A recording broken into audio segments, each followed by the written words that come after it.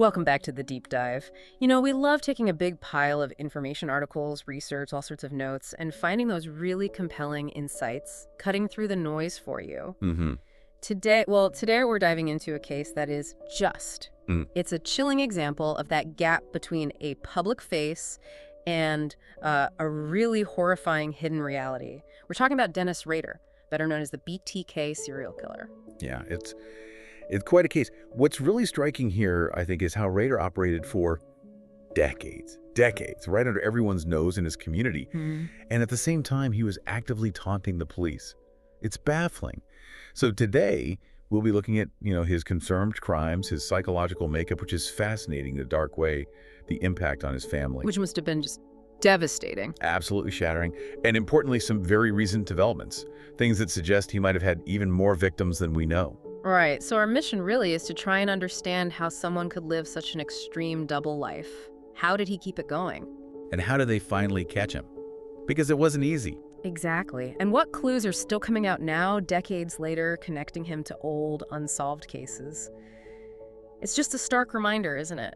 What can hide right there in plain sight. And how crucial persistent investigation is. Even years down the line, it can bring some truth, some answers for families still waiting. Okay, let's unpack this Rader guy's life. On the surface, well, it's almost aggressively normal. Right. Air Force veteran, 1966 to 70, comes home, marries Paula Dietz in 71. They have 2 kids, Carrie and Brian.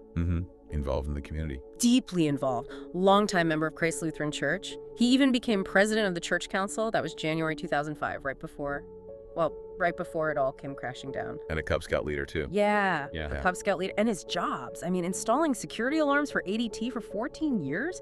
Think about that irony. Well, thick with irony. From 74 to 88, and later, a compliance officer. A dog catcher in Park City from 91. It's hard to square that image, isn't it, with the monster he actually was? It really is. And that's the core question, isn't it? How did he maintain that mask? Yeah. That facade? Our sources say people saw him as, normal, polite, well-mannered. Though maybe a bit strict as a compliance officer, I read he was sometimes overzealous. Yeah, extremely strict is another description. Apparently seen with a tape measure for grass length, hassling single women sometimes, that kind of thing. Yeah. Bit of a petty tyrant, maybe? It's still a far cry from. Oh, completely. Yeah. Because underneath that was a man with violent sexual fantasies going back to childhood, exhibiting zoosadism, cruelty to animals, which is often a terrible warning sign, and practicing autoerotic asphyxiation, restricting his own breathing for arousal, and cross-dressing, often using stolen women's clothing. Not just for, the act itself, but sometimes to stalk victims without being noticed. He was literally rehearsing. Chilling. So this normal guy, the church president, the dad, he was secretly BTK. Bind, torture, kill, a name he gave himself. Yes. He coined it, Yeah. which tells you something right there about the ego involved. And this wasn't like sudden rage. This was planned. Meticulous. Absolutely. He fits the profile of what criminologists call an organized killer. Very different from impulsive offenders. He'd stalk potential victims for weeks, sometimes months, learn their routines, then break in, tie them up. Yeah. The psychological torture was as much a part of it as the physical, then strangulation. And he'd take souvenirs, underwear, driver's licenses, things he could use later to relive the experience. He called them projects, didn't he? He did. Just completely detached. Clinical. It's deeply disturbing. So his known killing spree, it ran from 74 to 91. Kicked off with that horrific Otero family murder, Joseph, Julie, and their 2 young children, Joey and Josephine, January 74. Terrible. And then just a few months later, April 74, Catherine Bright.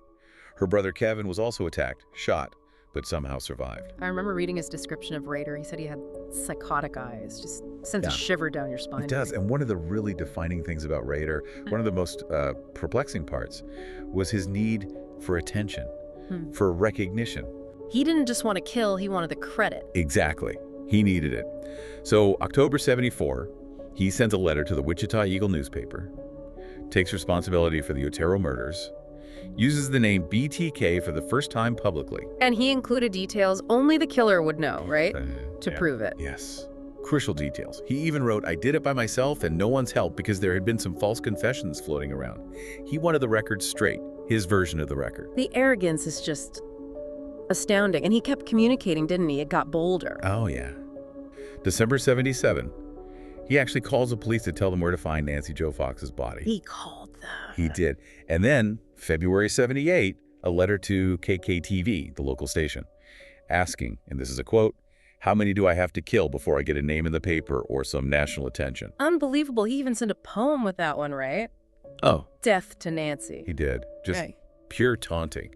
He tried to explain it away later, talking about some supernatural element he called Factor X driving them. Factor X. But the police, they knew he watched KKTV. They tried something pretty unusual back then. They flashed a subliminal message during a newscast in '78. What did he say? Something like, "Now call the chief." They even showed a drawing of upside-down glasses found at one scene, trying to get inside his head, play on that ego. Did it work? No, unfortunately not. Yeah. But you see the pattern, right? That arrogance, that need to communicate. Ultimately, that's what tripped him up. Okay, so he kills from 74 to 91, and then he just stops. Yeah. For over a decade, the hiatus years, they called them. Yeah, total silence. It's one of the big questions in the case. Why? What are the theories? Yeah. Did he just get bored or satisfied or maybe too settled into his family life? Oh, our sources explore a few possibilities. Some profilers think maybe his urges subsided for a while, or maybe being church president, the compliance job. Those roles gave him a different kind of control fix, perhaps. Interesting thought. But a really big factor could well have been forensics. DNA evidence was really coming into its own in the late 80s, early 90s. Ah, right. That changes the game for killers. Completely. Especially for an organized one like Rader. He was meticulous, but you always leave something. The risk level just shot way up. Fear of getting caught by DNA might have been a major reason he went dormant. But he didn't stay dormant forever. No. Fast forward 2004. A local paper runs a story, kind of a retrospective on the unsolved BTK case.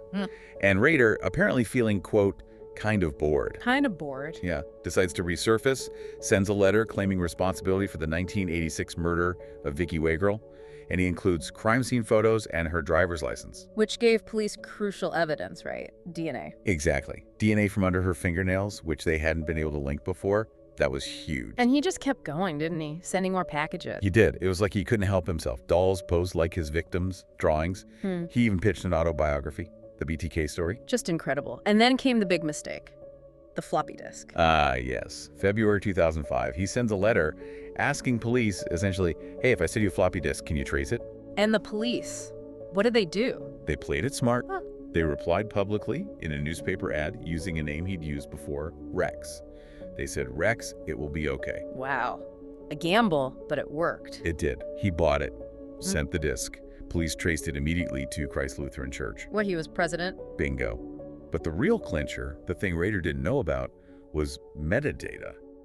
On a deleted Word document on that disk, What did it show? it identified Christ Lutheran Church and, crucially, the last user who modified it, Dennis's. Oh, wow. A quick search points to Dennis Rader, church council president. Investigators remembered seeing a black Jeep Cherokee like one linked to an earlier crime scene parked at his house. So the pieces are falling into place. Rapidly. Eh.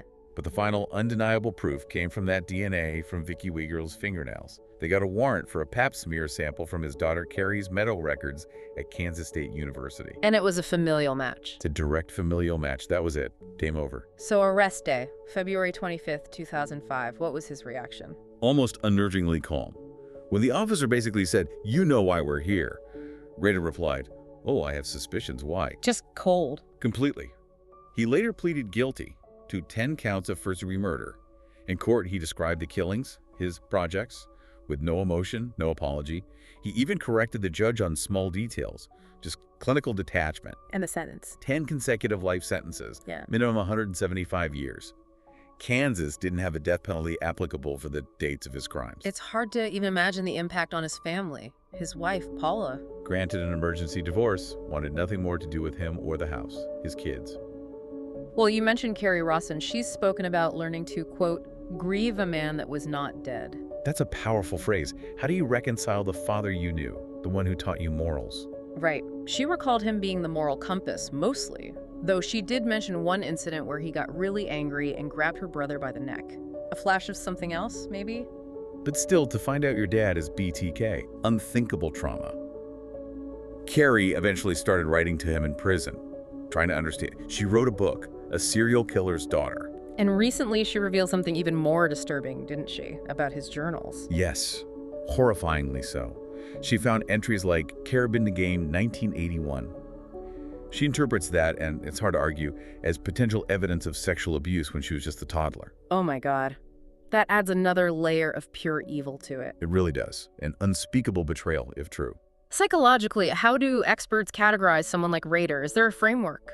Yeah, there is. He's often cited as a sort of textbook example of the dark triad traits. The dark triad. Explain that. It's a concept in psychology referring to 3 specific, nasty personality traits that often overlap. First, Machiavellianism. Manipulation, cunning, strategic planning. You see that clearly in his double life. Okay. Second, narcissism. That inflated sense of self-importance, the craving for attention, needing recognition, giving himself the BTK name, thinking he could outsmart everyone. That's pure narcissism. Right. And the third? Psychopathy.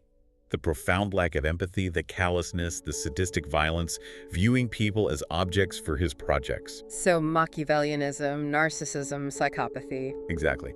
All 3 were clearly in play. And ultimately, as we said, his own narcissism, that need to taunt and communicate, that's what led to his downfall. His own arrogance caught him. But the story, disturbingly, it doesn't quite end there, does it? Even with him locked up for life. No, it doesn't. Decades later, his shadow still lingers over unsolved cases. Which brings us to these recent developments. Right. In August 2023, Sheriff Eddie Verdon in Osage County, Oklahoma, publicly named Rader the prime suspect in a very cold case. The 1976 disappearance of a 16-year-old girl named Cynthia Dawn Kinney. 1976, that's right in the middle of his active period. Exactly. She vanished from a laundromat in Pawhuska, Oklahoma on Keheka Street. And the investigation got new life based on Rader's own writings. What did they find? References to a bad wash day project back in '76. Notes about how laundromat were a good place to watch victims and dream. Chilling stuff. And crucially, he was working for ADT at the time, installing security systems. And guess what? Was getting new ADT alarms installed right then. A bank directly across the street from that laundromat where Cynthia disappeared. Wow. The connections are tightening. They are. And then there's the puzzle. Ah, yes, the word puzzle he sent back in 2004 to that TV station. The one with words like Wichita, Prowl, fantasies. Well, investigators took another closer look recently. Painstakingly. Man. They found more words hidden within it. Cindy, Guinea, and Keheka. No way. Her name and the street she disappeared from hidden in his puzzle from 2004. Seems so. Remember the note that came with it. Don't view it as a puzzle. View the puzzle as a map that Rader created to plot his victims. Looks like he might have been telling the truth in his own twisted way. That is incredibly disturbing. So what are authorities doing now? They've searched his old properties again. Found more disturbing items, trophies, possibly linked to at least one woman, bondage materials like chains and C-clips, a pantyhose ligature, even carvings in old barns they believe are, quote, 100% proof he was active in that area. So are they close to charging him in the Kinney case? They say there's not quite enough for charges yet, but a formal investigation is open. It gives Cynthia's family some hope, at least. And he's also now a suspect in another cold case. Shauna Beth Garber, found dead in Missouri in 1990, bound, raped, strangled.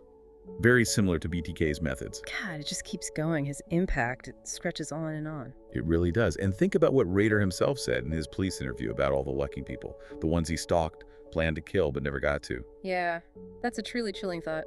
So as we wrap up this deep dive on Dennis Rader, it's just such a deeply unsettling story, isn't it? This man who lived such an ordinary life on the outside while terrorizing his community and in the end brought down by his own ego and just relentless police work. It really highlights, I think, how crucial it is to challenge our own assumptions. Who can be a monster? Sometimes it's the person you least expect, hidden in plain sight. And it also shows the dedication of investigators, using new techniques, never giving up, even decades later, bringing some answers, maybe some measure of closure to families who've waited so long. Absolutely. So as you, our listeners, reflect on this, maybe consider this final thought. What other secrets, what other stories might be hiding just below the surface all around us, waiting for one new detail, one re-examined clue, or just a fresh look to finally bring them into the light no matter how much time has gone by?